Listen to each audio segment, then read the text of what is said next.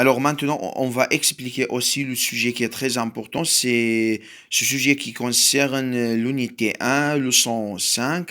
راح نشرح الآن درس جدا مهم في الوحدة الأولى الدرس الخامس. Cela qui concerne les adjectifs, c'est-à-dire comment on va transformer les adjectifs de féminin au masculin ou le contraire, c'est très important.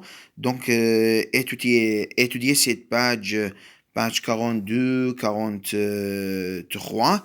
دروس صفحة 42 43 لدينا صفحة 42 وهو كيفية تحويل الصفات من المذكر إلى مؤنث أو بالعكس.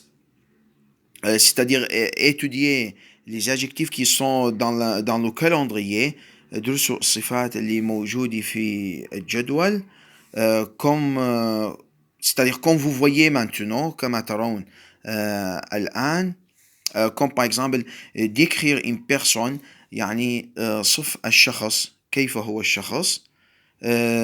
Tout d'abord dans le premier calendrier في الجدول الأول عندنا un homme وصف الرجل une femme وصف المرأة.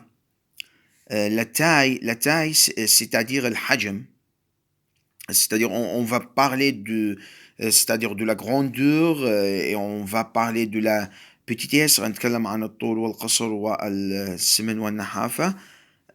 Grand comme par exemple grand كبير طويل, petit قصير, grand أيضا سمين, mince عكس نحيف. mais une femme لكن للمرأة. Les adjectifs qui se terminent par D, nous devons ajouter E, cela qui concerne le féminin.